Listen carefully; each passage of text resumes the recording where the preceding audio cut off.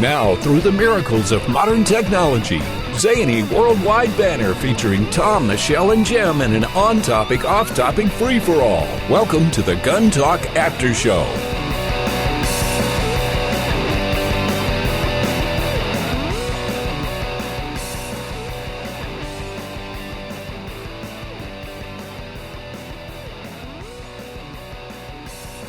All right, it is the after show. We're gathering together where those who've called in today are wondering, what happened? Did Michelle screw up and you got rid of her? No. Jim's still here and I'm here. Oh, yeah. But Michelle has taken, a little time off? Yeah, she got a family thing going on. I thought it was hilarious because I can hear the screener from where I'm at. And I heard, no, Michelle had the day off today. Hello? The guy hung up on Tom. So we have Tom joining us today. Hey, Tom, thanks for helping us out, man. Yeah, I'm feeling a little underappreciated, but thanks. You're not Michelle. I'm sorry. So in other words, this person did not call to talk to me either. He called to talk to Michelle. Yeah, basically.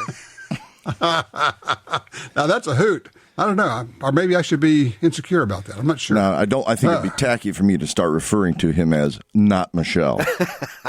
He's no longer Tom. He's not Michelle. That's right. Yes. Can I? If Michelle's not there, is the other one, the other guy there? Yeah. Okay. Jeez, Louise. Okay. Well, I'm glad that you're helping us out, Tom. So you're taking care of us and dealing with our great callers. Which, by the way, I should mention we have a couple of them on right now. So let's go to it. On line 3, John's with us out of Bristow, Oklahoma. Hello, John. What are you doing here? Actually, I'm sitting on my duff with this phone stuck to my ear listening to the after show. Having fun. There you go. I have a question for you about the 17 Winchester Super Magnum. Okay. And I'm seriously speculating about getting myself one. I was lured into a shop in the thriving megapolis of Bristow, and amongst other things they had in there, lo and behold, he had a Ruger, a heavy-barreled Ruger, and it looks to me like a variation of the Model 77, but I'm sure it's not. But, no, actually it is. Oh, really? Okay, well. Yeah, it's a good-looking rifle, too, isn't it? You're right about that. Yeah. And it's chambered in the 17 Winchester Super Magnum. The bad thing is I've done stuff like this before. On speculation, I went ahead and got 2 boxes of cartridges. At some point in time, I plan to buy the rifle. Now, that's a man after my own heart. I'm buying ammo for a gun I don't even own. That is great. Well, I feel I have a tie to it now. That's what you're doing is you're self-enabling. In the privacy of your own home, of course. Section of Walmart, too. There you go. Okay, so you got a couple of boxes of ammo. So what is it going to take to get you to go get this rifle? $817 plus tax. Well, I can't help you there, but we'll cheer you on. Well, thanks a lot. Go, John, go. Go, John, go. Oh, I feel myself caving in now. There you go. See, that's all he's looking for. He's just looking for a little help. So what are you going to do with this thing, this 17 Super Magnum thing? Oh, probably shoot whatever it is. Needs to be shot with a 17. Okay, so you got a 20-grain bullet going 3,000 feet per second, which is pretty darn awesome. What I have in my hand right now is a box of the Winchester Super Mag. They're 25-grain bullets, and they're touting 2,600 foot per second. Do they make? And these are the first boxes that I've noticed that I actually handled. Do they make a lighter grain? You said a 20-grain.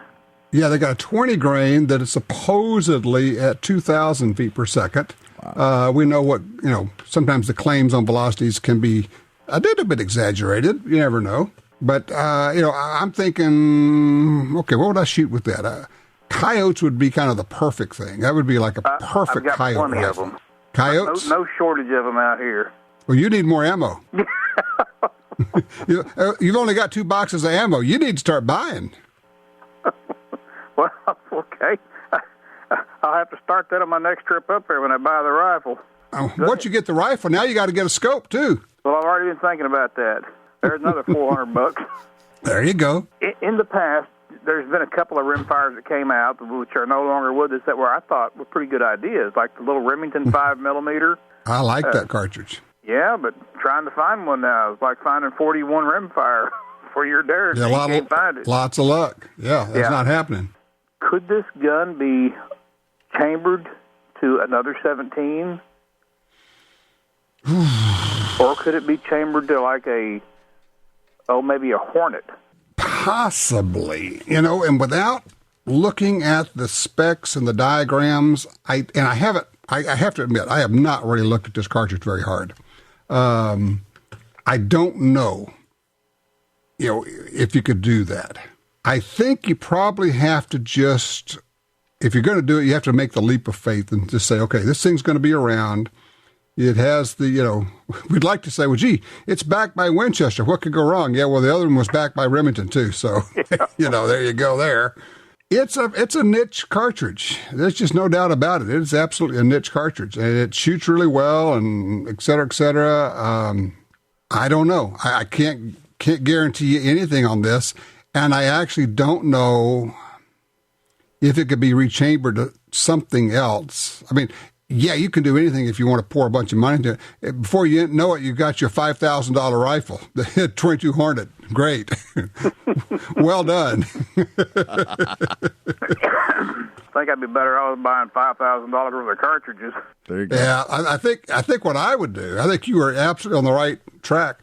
I would do some serious poking around on the internet and locally and anywhere I can and find, I would corner the market on ammo. I'd like to have 1,000 rounds of this in hand, and then I would feel pretty good. And then basically work off of that and keep replacing, so you always got something close to a 600 to 700 round buffer that's always there. That would be kind of my thinking on the deal. Well, that'll get me by the first month. Aha! Now we're finding out you're a shooter. I like these. Okay, that'll work. Okay, here's the deal. You're going to buy this rifle. You know that, don't you? I know. Okay, so here's what we need. We need a range report because I want to know how it works for you. I want a report from somebody that actually has one and shot it. So after you go out and buy it, get it all suited up with a lovely scope and shoot it a bunch, will you call us back and give us a range report? Yeah, we'll do. Okay, sounds good, John. I appreciate it. Good luck and enjoy your rifle. I know you're going to like that. You knew he was going to buy it, didn't you? Yeah, you know what it reminds me of? It's like, you buy a scope and you put a gun under it. Oh, yeah. This guy's got the ammo. He's, well, I might as well get a rifle for it now. That's great. You can imagine people send us ammo and things, different guns, and they don't just send you guns. I mean, you got to know that there's a gun coming and all of that. But sometimes people will just send us ammo. It has happened that somebody sent us ammo for a gun we didn't have, forcing us, I say, to go buy a new gun. Your arm can only stand so much twisting. You can't. That's true. Well, and trust me, my left arm can twist my right arm so hard. It's incredible. Self-enabler. Hey, we got your neighbor. Right. We got your neighbor Paul on line 2. There you go. Let's get Paul on here from Baton Rouge. Hello, Paul. You were thinking about changing pistols? Yes, sir. I have a Browning high power. I carry it in inside the waistband, cocked and locked. My son works at Precision Firearms, and so I went over there to visit him and tried out a Ruger American pistol. Oh, that brand new one, yeah. What'd you think? Yeah, it shot, for me, a little better than my high power.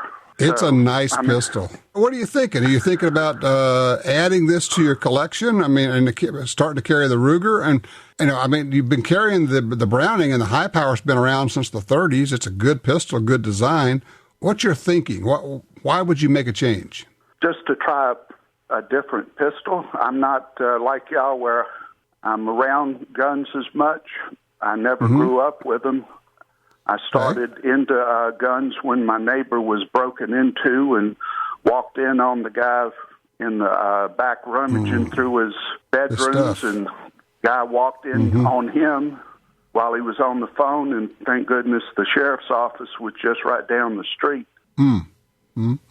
Okay. Well, I got to tell you, I think the new Ruger American pistol is an absolute winner. It's a slam dunk winner. If you have shot it and you like it, there's nothing wrong with going that direction. Now, obviously, you're going to have to get you a new holster which is not a big deal because they're making holsters for it. I got a Blade Tech, but that was when it first came out. I'm sure that everybody else is making holsters for it now, Crossbreed and everybody else.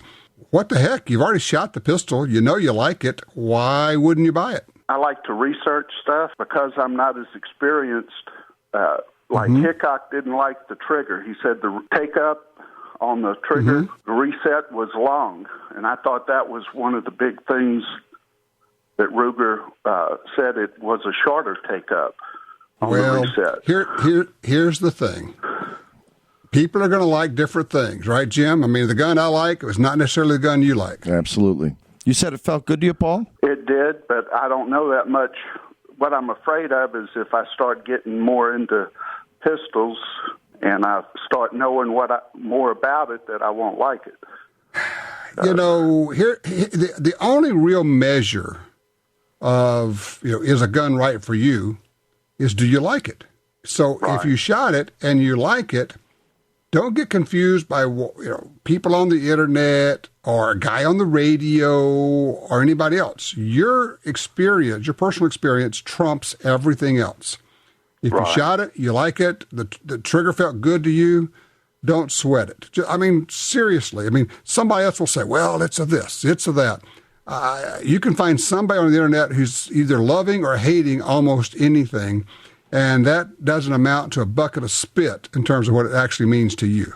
And that's kind of the beauty of it, Paul, because let's say you get this and it feels great and you think it's wonderful, but as time progresses and you get more pistols, you have something to compare it to. You might like something better, and that is the beauty of the whole sport of collecting and shooting, and you continue to grow. You're never going to be, as far as you had mentioned, experience level.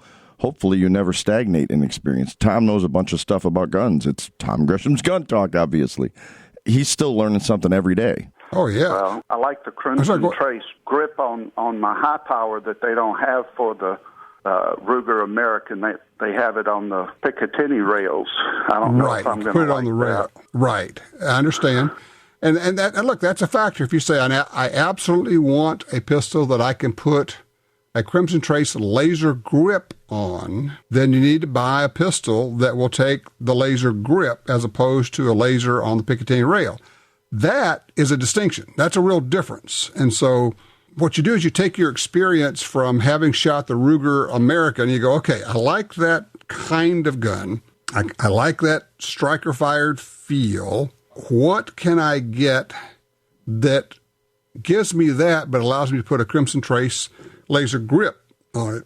And there are going to be some of them out there. You can put a laser grip on several different pistols like that. For instance, the Smith & Wesson M&P. You can get the Crimson Trace laser grip to put on that. Works great. And that pistol is going to be kind of similar, right? Well, from what all I've seen, heard, the trigger on the American Ruger American has a completely different feel to it. It's the same all the way through because it's pre-cocked. So I'll just have to try the M&P.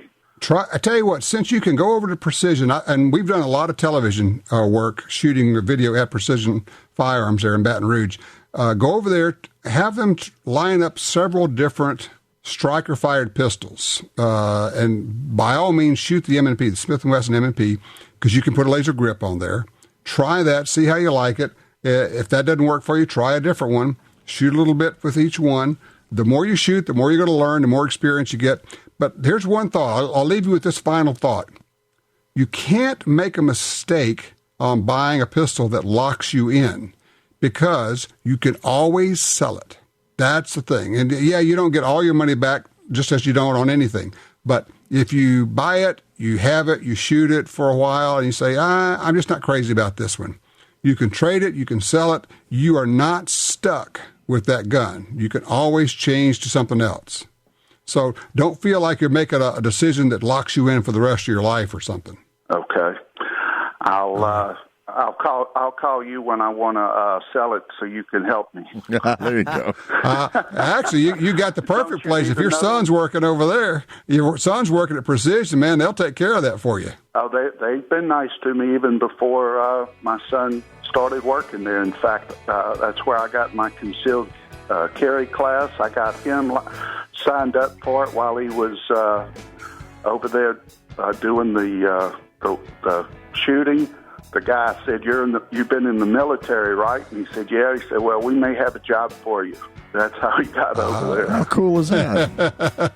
That is cool. Yeah, well, Wade, the owner of Precision, is a friend of ours. Good operation, good people there. Paul, thank you for your call. I really appreciate it. I wish you luck. It's a great journey trying to figure out which pistol to get to try different ones. And all right, let's take a quick break here. We'll be right back with more of the After Show.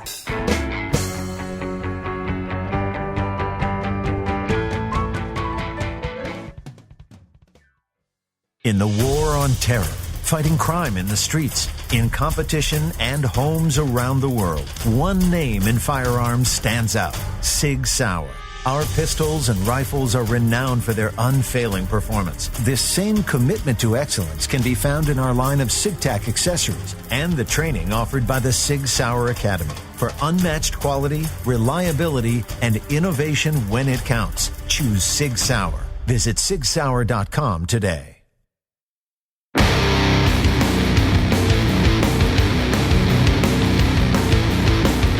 All righty, we are back here. Jim, I was just talking with Paul, and he's kind of in the beginning parts of it. And, your take, the two of you, on the idea of he's reluctant to buy this gun. I kind of had the feeling that he's thinking, well, I don't want to make the wrong decision. I don't want to buy the wrong gun. They're really not making any bad guns these days. Yeah, and I understand that because there's so many choices. Someone like me that hasn't been shooting for very long, I have a hard time because I just don't know what I'm looking for. I have to be able to try things. I think that's the key. Right. Try everything you can. Tom, did you find it intimidating that there's so many choices now? A little bit. Just because I guess I don't want to look like an idiot. But you got to ask. You got to not be afraid to ask the questions. And that's a great point. Ask questions and get all the information you can. I was glad that John said he was. Paul rather was saying he was checking out Hickok 45 on YouTube. So he's looking around. He's doing his research. So that's a good thing. I thought it was kind of cool because he struck me, at least to my ear, he sounded like he was an elderly gentleman, and he's just getting into it. How cool is that? It's not like, I'm not 20 anymore, so I'll let that go away.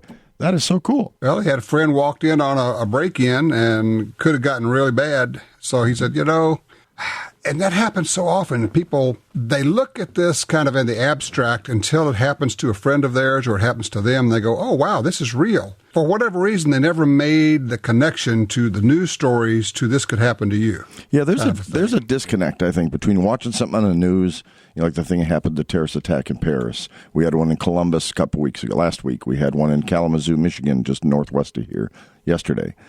Even then, I know that people are saying, oh, God, that's a terrible thing. Yeah, you can relate to this, Tom. Kind of like videographers, especially news videographers. They'll be in the middle of something terrible, and they're locked in on their screen. Their life's in jeopardy, and they're in a different world. And I think the same disconnect happens on the transmission side. Yeah, because they're looking through the viewfinder, and it doesn't seem like it's real. I mean, I've had, videographers, things are charging them or running at them, or they're next to a snake, and they're just looking through the viewfinder as though it's TV. And sometimes we've literally had to grab them and jerk them out of the way because they're just kind of absorbed in it. I think maybe, here's an exercise. Let's just knock this idea around. When you see something like that, a news story, I think there's probably value in doing the, what would I do in that situation? Because I think that's the next step. Doesn't that make sense? In fact, it's one of the reasons I talked to Michelle not long ago about finally getting around to taking the class to apply for a concealed carry. Yeah, you did. No kidding. Yeah. What happened? What prompted that, Tom? Well, like you said, all these things seem to be getting closer and closer to home, and thinking, what would I do? Well, if I don't have a gun, what can I do?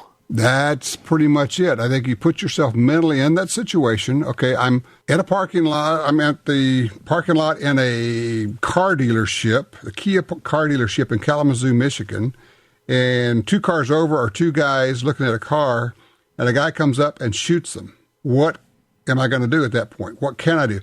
All right, if he jumps in his car and drives away, that's one thing. But what if he turns and comes at you? Now what do I do? And to your point, Tom, that's one of those decision trees. One branch of the tree is if I don't have a gun, and the other is if I do have a gun. And I really like having the more options of if I do have a gun. Right? You don't have to use it. Well, and the flip side of that, too, is let's take it the other way around.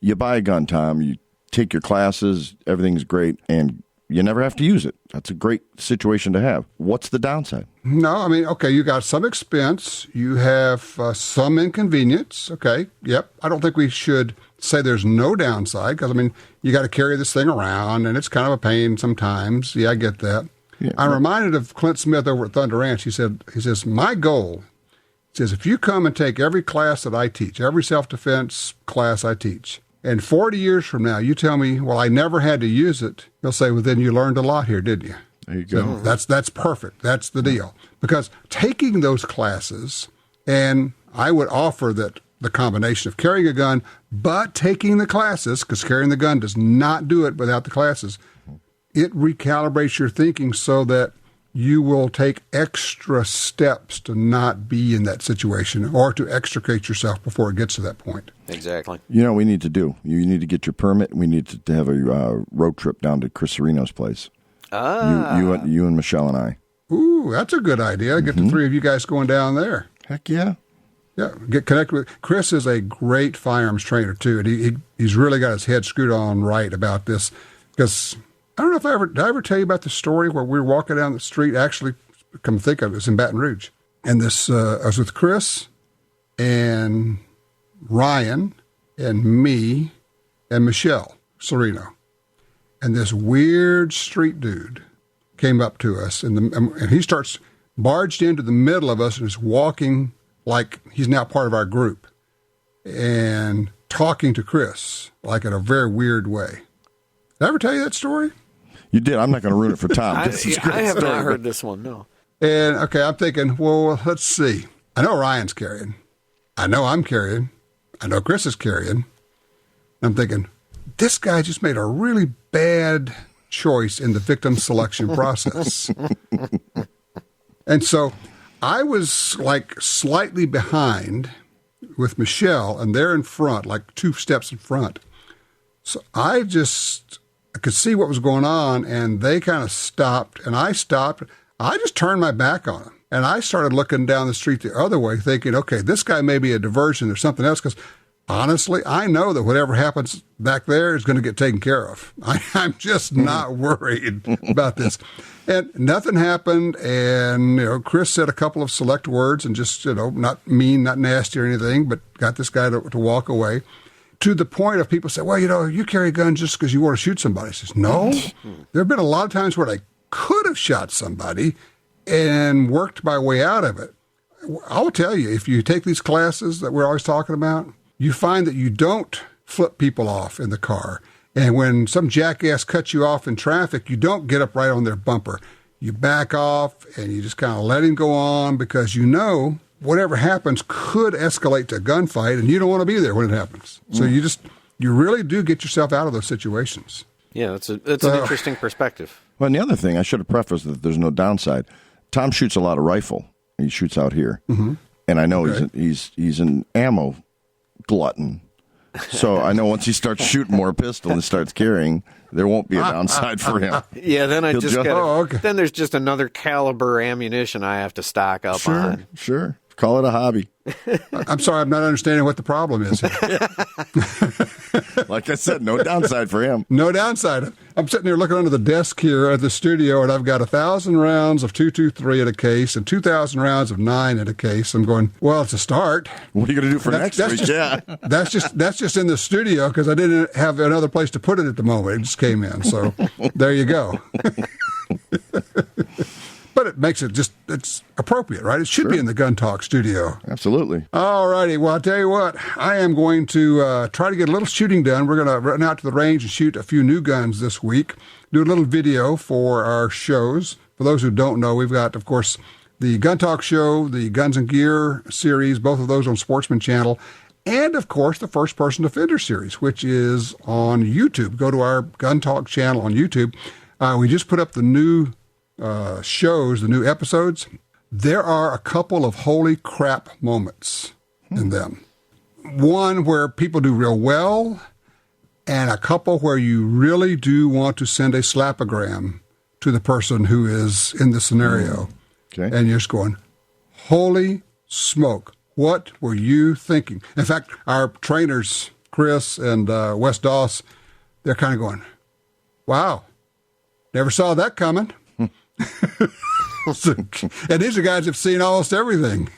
So it's definitely worth checking out, the First Person Defender series. Yeah, it's kind of like, I mean, you really do. You're kind of going, no, he didn't do that, did he? Oh, no, don't do that. It's like you're yelling at them. No, don't, no. Once you are in cover and you've got everybody hunkered down, don't go out and go try to find the bad guy. Yeah. You're all in safe. You're where you need to be. Everybody dial 911. Oh, no, we're going to go out and we're going to hunt down the bad guy. Did not work out well for this guy, let me just tell you. I'll have to check it out. And there's no lesson that's learned any quicker than getting swatted with simunition rounds several times. And you go, ow, ow, ow, ow. And I like the guy's line. First thing he says, and Chris says, well, what happened? He says, I am stupid.